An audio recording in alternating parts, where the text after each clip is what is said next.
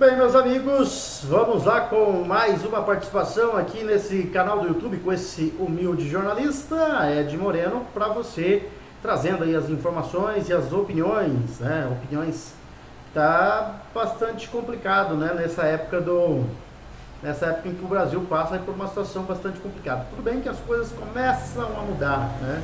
Mas opiniões, dependendo de como for, né? Você pode ter sérios problemas aí. Mas também não podemos nos calar, né? Ainda vivemos numa democracia, se bem que querem acabar com ela, né? Ainda não acabaram com a democracia no Brasil, né? Estão tentando. E falar em justiça, apesar de justiça no caso, né? Que seria o que está acontecendo no Brasil, um monte de injustiça.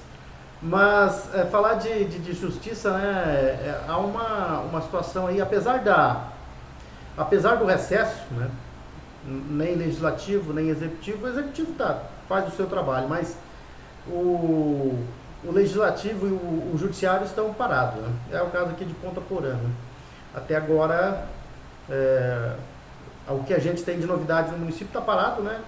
A única coisa que nós temos aí é o nepotismo, né, na Secretaria de Governo e Comunicação, onde a esposa do prefeito Eduardo Campos é a secretária, né? Mas ninguém falou nada, ninguém vai chiar. Vamos ver se depois que a Câmara de Vereadores voltar a trabalhar, se alguém vai chiar, né? Se alguém vai falar nada, se algum corajoso ou alguma corajosa vai falar alguma coisa por lá, né? Vai ser contra isso ou não.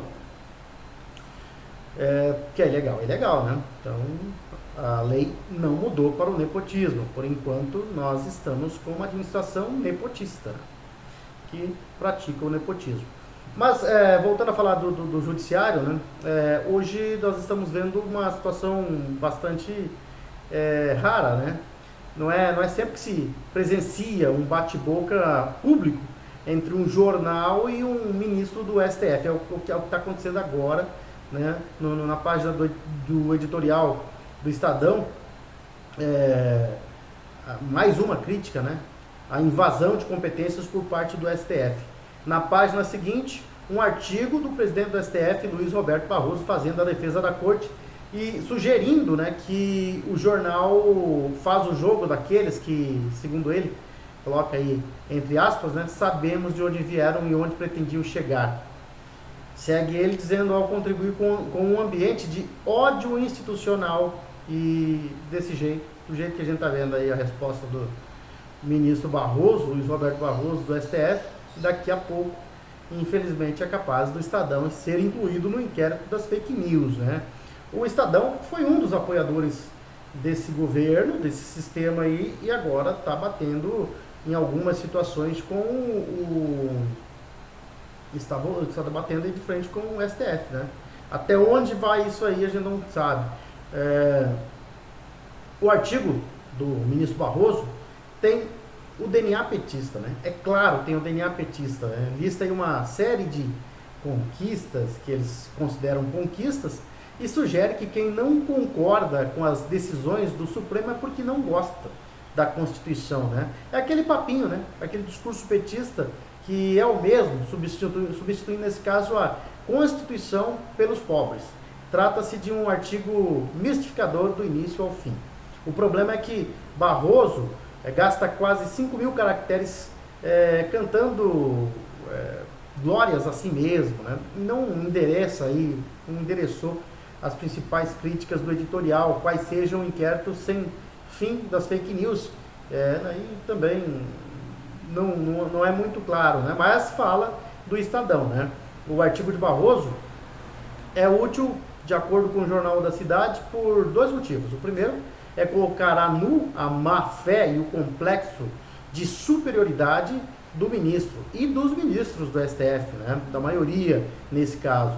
O segundo é demonstrar que os editoriais do Estadão incomodam o poder e que, portanto, tem a sua utilidade. O editorial, que hoje elogia o ministro Edson Fachin, que disse o óbvio, o juiz aplica a lei, não fabrica a lei, com certeza o editorialista sabia que o texto de Barroso seria publicado logo em seguida ao do editorial e o fez propositalmente de modo que o leitor pudesse confrontar as duas visões, né? Por fim, e como nota cômica, seria interessante imaginar que esse tipo de debate entre o editorial e o ministro seria mediado por checadores de fatos, né? E nessa dos checadores estariam do lado do ministro, né? O Glenn Greenwald, ele, por algum tempo, ele criticou bastante as decisões de Alexandre de Moraes e do STF. Só que depois sumiu, né? De uma forma meio estranha, sumiu. Só que ele ressurgiu, né?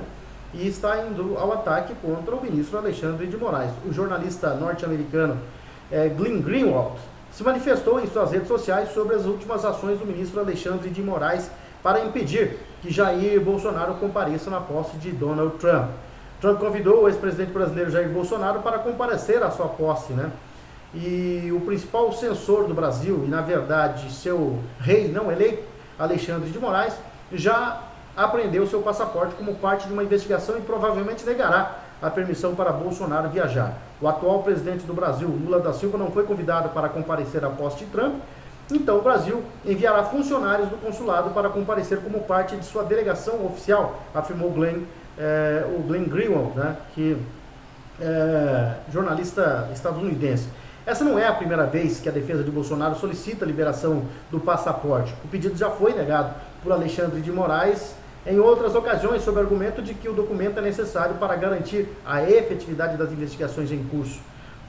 A nova solicitação desta vez tem o peso de estar associada ao futuro presidente dos Estados Unidos, Donald Trump. Moraes terá coragem de negar? Será que ele vai ter coragem de negar? É aquela história, né? Ditadores não gostam de recuar, não podem recuar. É como se tivesse uma espécie de cartilha, eles não podem recuar, né? Então eles dobram a aposta sempre, né? Mas nesse caso é meio difícil dobrar a aposta, né? Quanto ao jornalista Glenn Greenwald, ele precisa dizer onde estão os 6 gigabytes de mensagens trocadas por assessores de Moraes. O que foi que aconteceu? Será que ele está sendo ameaçado? Por isso que eu falei no começo aí de que ele tinha sumido, né? E ele tinha aí, né, escrito, que tinha 6 gigabytes de mensagens trocadas por Alexandre de Moraes e seus assessores em relação à perseguição a Bolsonaro, em relação à campanha eleitoral de 2022, né? E ele ressurgiu agora e partiu, né, nesse texto publicado aí para cima de Alexandre de Moraes, sem medo nenhum.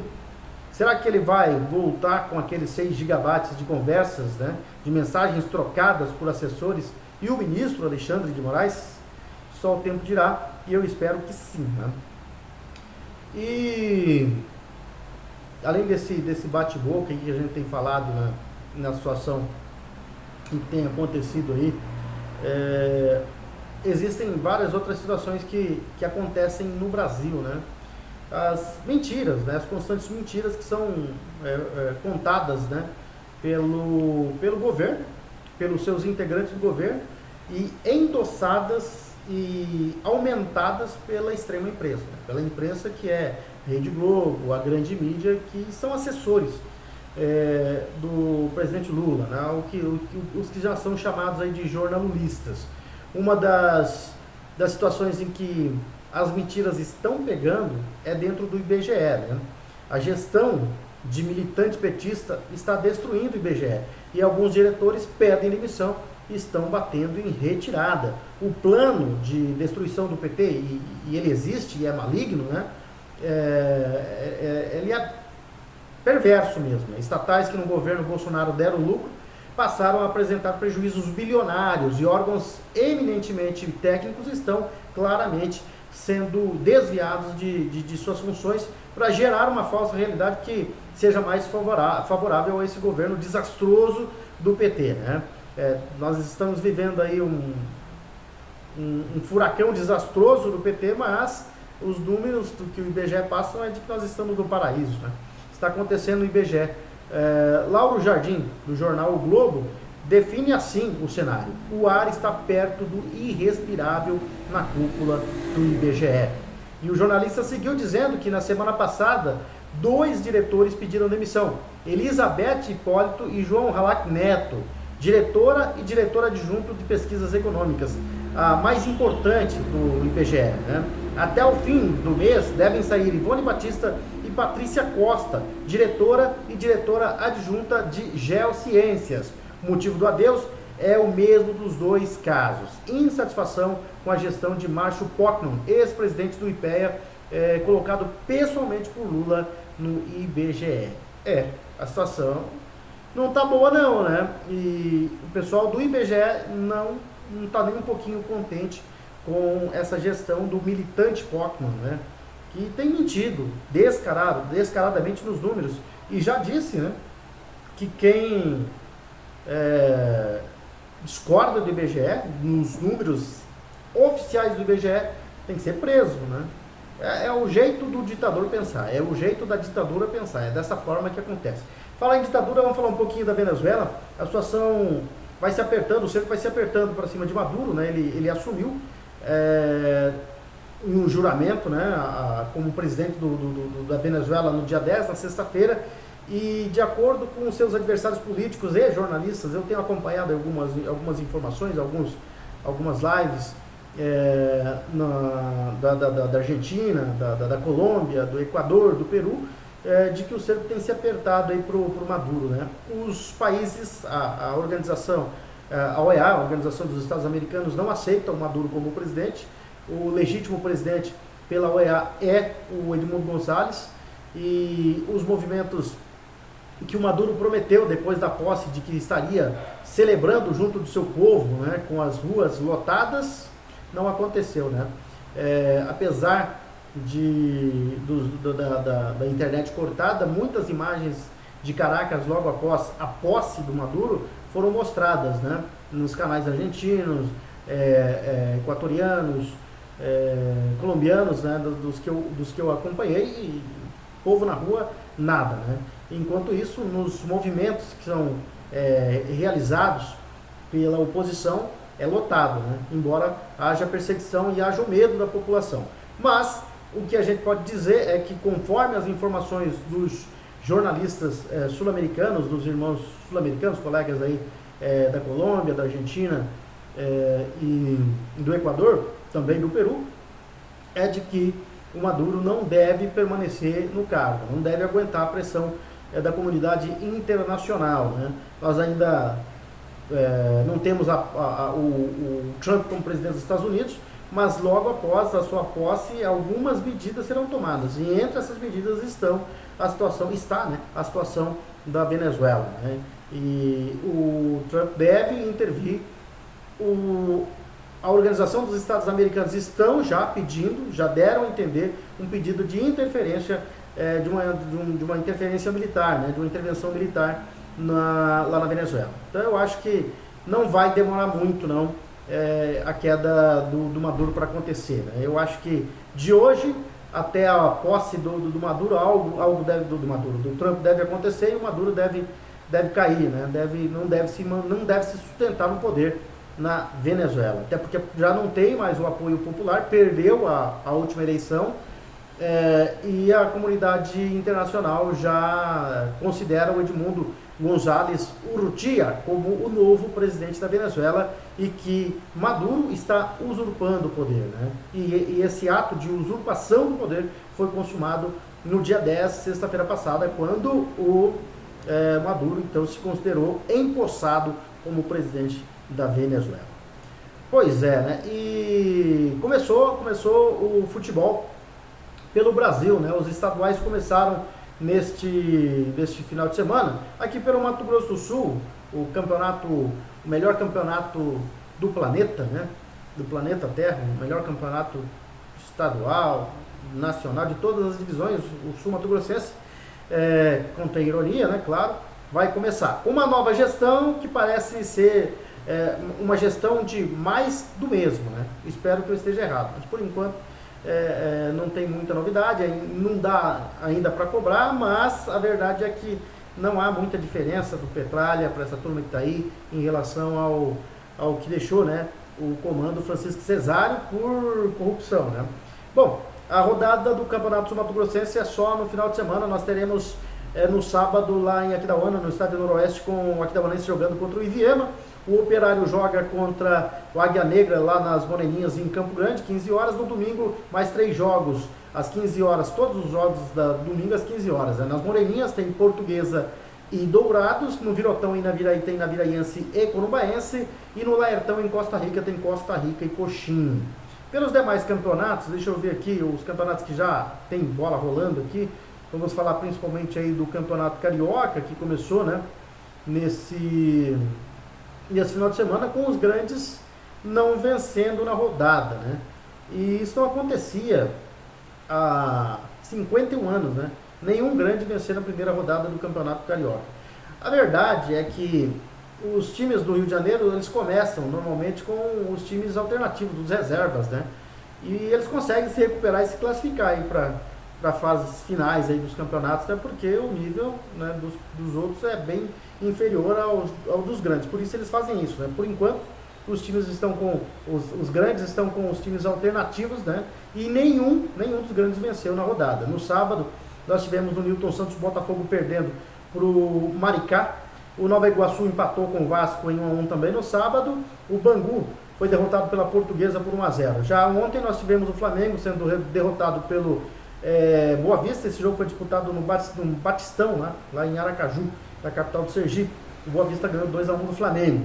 O Madureira ganhou do Volta Redonda por 2-0 e o Fluminense ficou no 0-0 com o Sampaio Correia. A próxima rodada do Campeonato Carioca é a Taça Guanabara, o primeiro turno aí do Campeonato Carioca, vai ser no meio de semana.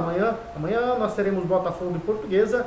Na quarta-feira o Maricá joga contra o Boa Vista, o Laranjão enfrenta o Sampaio Correia, no Laranjão, o Nova Iguaçu enfrenta o Sampaio Correia, o Volta Redonda no Raulino Oliveira joga contra o Fluminense às 20h30 de quarta. Na quinta-feira, 2 jogos, Madureira e Flamengo no Amigão, e no São Januário, Vasco e Bangu. Campeonato Paulista, que é o maior campeonato regional, o maior campeonato estadual do país, vai começar no final de semana, no próximo final de semana. Vamos conferir os jogos do Campeonato Paulista nessa primeira rodada, para ver aí quais são os jogos, né? Nós teremos na quarta-feira, aliás, no final de semana eu disse, final de semana não, vai começar no meio de semana.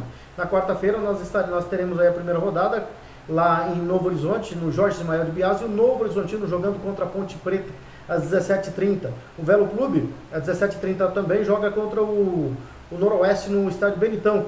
No Brinco de Ouro, o Guarani joga às 19h30 contra o Botafogo. Na quarta-feira ainda, às 20h35, tem Palmeiras e Portuguesa no Allianz Parque. No Distrital do Inamar, Água Santa joga na quinta-feira contra o São Bernardo às 17h30. No estádio Nabia Bichedida, em Bragança Paulista, tem Bragantino e Corinthians às 18h30, né? Na Vila Belmiro tem Santos e Mirassol às 20h30, também na quinta-feira. E na segunda-feira, no Morumbi, tem São Paulo e Inter de Limeira. Segunda-feira, dia 10 de fevereiro. Né? Essa é para completar a primeira rodada. Então, São Paulo não estreia aí porque está na Florida Cup, né? Está nos Estados Unidos, é isso, né? E só joga no dia 10 pela primeira rodada aí do Campeonato Paulista. Bom, são essas as informações de momento. Nós voltaremos amanhã, né, com mais informações aqui com esse jornalista Ed Moreno aqui no YouTube. Você, se quiser nos ajudar, dê o seu like aí, né, que nos ajuda bastante. Se quiser se inscrever também, se inscreva aí no nosso canal para que a gente possa ter os nossos vídeos, né, mais abrangente, que ele seja mostrado mais pelo YouTube aí. Então você dando seu like, você se inscrevendo, colabora bastante com o canal Ed Moreno de informações e opiniões aqui no YouTube.